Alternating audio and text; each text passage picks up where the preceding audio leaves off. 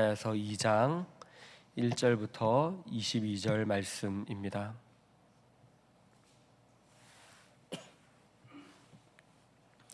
우리 함께 봉독하도록 하겠습니다. 아모스의 아들 이사야가 받은 바 유다와 예루살렘에 관한 말씀이라. 말일에 여호와의 전에 산이 모든 산 꼭대기에 굳게 설 것이요 모든 작은 산 위에 뛰어나리니 만방이 그리로 모여들 것이라. 많은 백성이 가며 이르기를 오라 우리가 여호와의 산에 오르며 야곱의 하나님의 전에 이르자. 그가 그의 길을 우리에게 가르치실 것이라. 우리가 그 길로 행하리라 하리니 이는 율법이 시온에서부터 나올 것이요 여호와의 말씀이 예루살렘에서부터 나올 것임이니라. 그가 열방 사이에 판단하시며 많은 백성을 판결하시리니 우리가 그들의 칼을 쳐서 보습을 만들고 그들의 창을 쳐서 낫을 만들 것이며 이 나라와 저 나라가 다시는 칼을 들고 서로 치지 아니하며 다시는 전쟁을 연습하지 아니하리라. 야곱의 족속아 오라 우리가 여호와의 빛에 행하자. 주께서 주의 백성 야곱 족속을 버리셨음은 그들에게 동방풍속이 가득하며 그들이 블레셋 사람들 같이 점을 치며 이방인과 더불어 손을 잡아 언약하였음이라. 그 땅에는 은금이 가득하고 보화가 무한하며 그 땅에는 마필이 가득하고 병거가 무수하며 그 땅에는 우상도 가득하므로 그들이 자기 손으로 짓고 자기 손가락으로 만든 것을 경배하여 천한 자도 절하며 귀한 자도 굴복하오니 그들을 용서하지 마옵소서. 너희는 바위 틈에 들어가며 진토에 숨어 여호와의 위엄과 그 광대하심의 영광을 피하라. 그날에 눈이 높은 자가 낮아지며 교만한 자가 굴복되고 여호와께서 홀로 높임을 받으시리라. 대저 만군의 여호와의 날이 모든 교만한 자와 거만한 자와 자고한 자에게 임하리니 그들이 낮아지리라. 또 레바논의 높고 높은 모든 백향목과 바산의 모든 상수리 나무와 모든 높은 산과 모든 솟아오른 작은 언덕과 모든 높은 망대와 모든 견고한 성벽과 다시스의 모든 배와 아름다운 조각 물에 임하리니 그날에 자고한 자는 굴복되며 교만한 자는 낮아지고 여호와께서 홀로 높임을 받으실 것이요 우상들은 온전히 없어질 것이며 사람들이 아멜과 토굴로 들어가서 여호와께서 땅을 진동시키려고 일어나실 때에 그의 위엄과 그 강대하심의 영광을 피할 것이라. 사람이 자기를 위하여 경배하려고 만들었던 은우상과 금우상을 그날에 두더지와 박쥐에게 던지고 아멸과 험악한 바위 틈에 들어가서 여호와께서 땅을 진동시키려고 일어나실 때에 그의 위엄과 광대하심의 영광을 피하리라. 너희는 인생을 의지하지 말라. 그의 호흡은 코에 있나니 새말 가치가 어디 있느냐. 아멘. 계속해서 이사야서의 말씀을 함께 살펴보도록 하겠습니다. 오늘은 하나님께서 이사야 선지자를 통하여 여호와의 날을 선포하고 있습니다. 그 여호와의 날은 세상에 있는 모든 세상 것들이 사라지고 그 위에 하나님이 우뚝 서실 것임을 말하고 있습니다. 이러한 날들이 이루어질 때 이제는 하나님이 세상 위에 주인이심이 만방에 드러날 것이고 모든 족속이 하나님을 경배하게 될 것입니다. 그러나 이스라엘의 모습은 그 여호와의 날이 선포되고 있지만 하나님을 섬기는 것이 아니라 헛된 것을 쫓아가고 있다. 그러므로 너희는 심판을 받게 될 것이다 라고 선포하고 있습니다. 오늘 말씀 한번 살펴보면서 우리의 모습도 이스라엘의 모습과 같진 않은지, 우리 가운데도 여호와의 날이 선포되는 그 중에도 헛된 것을 쫓아가는 우리의 모습은 있진 않은지 돌아보는 시간이 되었으면 좋겠습니다. 이사야 선지자를 통하여서 하나님은 이렇게 선포합니다. 2절에서 이렇게 말합니다. 말일에 여호와의 전에 산이 모든 산 꼭대기에 굳게 설 것이요 모든 작은 산 위에 뛰어나리니 만방이 그리로 모여들 것이라. 마지막 날에 말일에 마지막 날에 여호와의 전의 산이 모든 산 위 꼭대기에 굳게 선다라고 하나님은 이사야를 통하여 선포해 주시고 있습니다. 여호와의 전, 하나님의 성전이 모든 산 위에 서게 된다는 것입니다. 고대 사람들은 이 산을 신성하게 여겼습니다. 그래서 신전들을 보면 대부분의 신전들이 이 산 위에 있습니다. 우리가 잘 알듯이 아주 유명한 파르테논 신전, 그리스에 있는 파르테논 신전, 멋진 그 신전을 보면 어디 있습니까? 산의 언덕, 산 중에서도 그냥 경치가 안 좋은 산이 아니라 아주 장엄하고 풍경도 멋진 거룩하게 보이는 듯한 그런 곳에 이러한 신전을 지었습니다.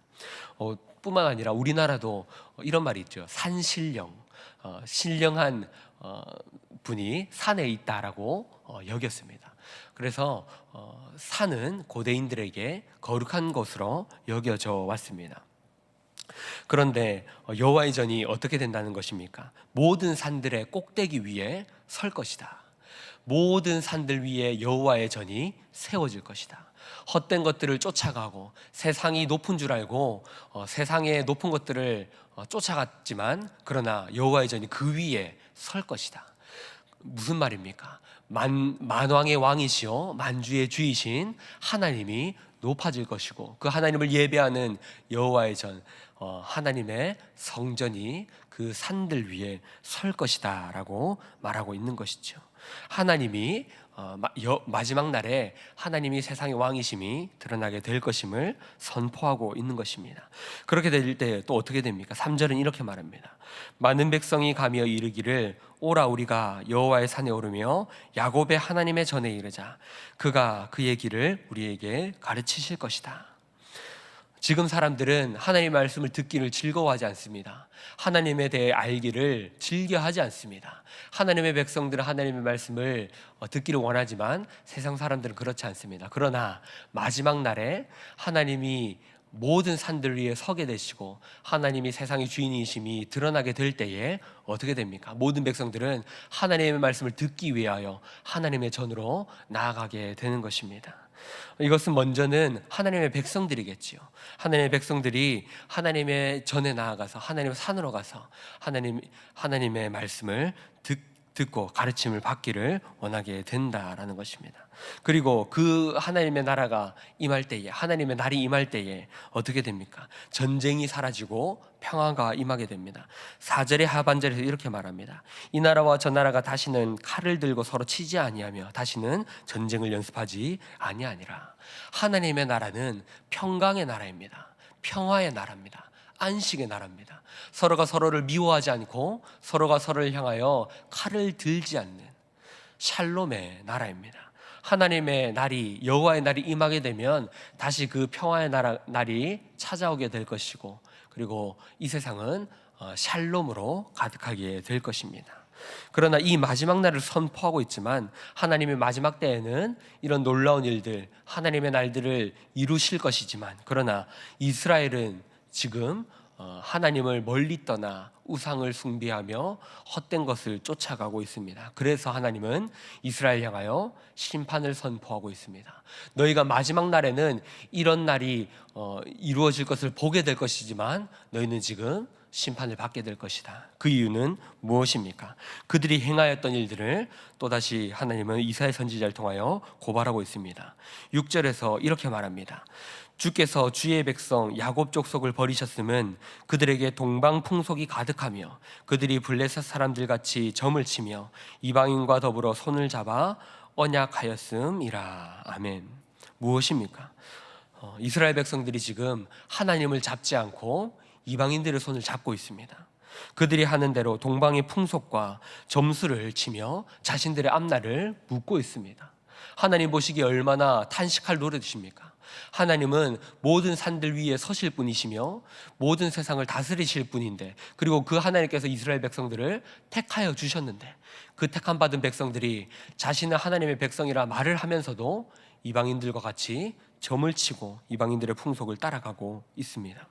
7절에서는 이렇게 말합니다. 그 땅에 은금이 가득하고 보화가 무한하며 그 땅에는 마필이 가득하고 병거가 무수하며. 이스라엘 가운데 금은보화가 가득 차고 마필과 병거가 무수했다라고 말합니다. 이것은 그들이 그저 단순하게 잘 살았다는 것을 고발하는 것이 아니라 그들이 금은보화, 재물을 가득 채우며 하나님보다 이 돈을 의지하고 있었다라는 것입니다. 그들이 물질을 하나님보다 의지하고 있었다라는 것입니다. 뿐만 아니라 그 물질, 가득한 물질을 가지고 마필이 가득하며 병거가 무수했다. 하나님보다 이 군사력에 더 치중하고 의지하고 있었다라는 것을 하나님은 지적하고 있습니다. 그런 삶을 살게 되면 어떻게 됩니까? 자연스럽게 우상으로 가득 차게 됩니다. 8절에서 이렇게 말합니다. 그 땅에는 우상도 가득하므로 그들이 자기 손으로 짓고 자기 손가락으로 만든 것을 경배하여. 이것이 이스라엘의 현재의 모습이었습니다. 하나님이 이스라엘 향하여 심판을 선포하는 그 순간 이스라엘의 모습은 이러하였습니다. 자신들의 돈을 의지하고 자신들의 능력으로 자신들을 보호하려고 했습니다. 하나님보다 물질을 모아서 그리고 군사력을 키워서 하나님보다 자신들의 안위를 지켜나가려고 했던 것입니다. 그리고 그 땅에는 결국엔 우상으로 가득합니다. 하나님이 아닌 다른 것들에 마음을 두기 시작할 때에 모든 것들이 우상이 됩니다. 우리가 바라는 모든 것들이 하나님보다 높아지게 되고 그것들을 바라보게 되고 그리고 더욱더 그것들은 우리의 삶을 쥐고 흔들게 됩니다. 우리가 만든 우상이 우리의 삶을 쥐고 흔들고 우리의 삶을 헛된 길로 인도하게 되는 것입니다. 사실 이 모든 것은 사탄의 계략이지요. 사탄이 우리를 넘어뜨리고 하나님에게서 멀리 떨어지게 만들려는 사탄의 계략인 것입니다. 지금 이 이야기는 다른 나라 백성을 향한 이야기가 아니라 이스라엘에 대한 이야기입니다. 하나님이 선택하시고 자신의 백성으로 불러주시고 자녀로 삼아주신 그 이스라엘의 이야기라는 것입니다. 우리는 이 말씀을 다른 사람들의 이야기로 받아들이는 것이 아니라 우리 삶에도 우리의 모습 가운데도 이런 것이 있지는 않은지 우리는 돌이켜 보아야 합니다.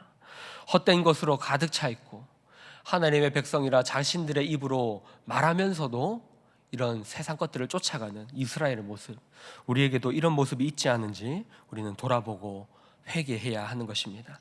12절에서 이스라엘 향하여 하나님은 이렇게 말씀을 선포하십니다. 대저 만군의 여호와의 날이 모든 교만한 자와 거만한 자와 자고한 자에게 임하리니 그들이 낮아지리라. 하나님은 반드시 심판하실 것입니다.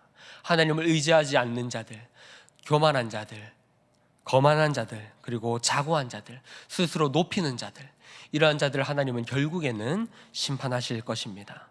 우리는 이 하나님의 심판의 말씀을 우리의 말씀으로 여겨야 합니다. 하나님이 높아지는 자들을 심판하신다는 것을 나가 아니라 다른 사람들을 심판하실 거다라고 여기는 것이 아니라 내가 하나님 앞에서 교만하여지고 헛된 것을 따라가고 쫓아간다면 세상 것들을 나의 힘으로 삼고 하나님이 아니라 하나님을 의지하는 것이 아니라 세상의 물질과 힘과 능력을 의지하며 나아갈 때에 그 높아지고 교만한 자들을 심판하실 것이라는 것을 기억하며 이 말씀을 나의 말씀으로 받고 우리는 우리의 삶을 돌아보아야 하는 것입니다. 하나님은 교만을 싫어하십니다. 하나님을 의지하지 않는 모든 것이 교만입니다. 하나님은 이미지들을 통하여서 그 심판을 묘사합니다. 높은 나무들, 우뚝 솟은 산들, 견고한 망대와 성벽들, 화려한 배들, 이런 모든 것들, 하나님이 아니라 높아지는 모든 것들, 이런 모든 것들을 하나님은 결국에는 심판하게 될 것을 말씀하고 있습니다. 하나님 앞에서 이 모든 능력들은요, 한낱 먼지에 불과합니다. 우리가 이 세상에서 누리는 능력들은요, 결국에 하나님 앞에서 한낱 먼지에 불과한 것입니다. 하나님이 후 불어버리면 다 날아갈 것들입니다. 그런데 이 어리석은 인생은 그것들을 의지하며 살아가는 것이죠. 우리는 그러한 삶을 살아서는 안 됩니다.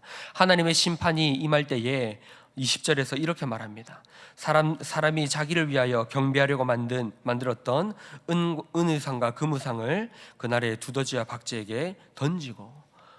어떻습니까? 자신이 의지하던 모든 것들을 하나님이 심판이 선포될 때에는요, 두더지에게 던져버립니다.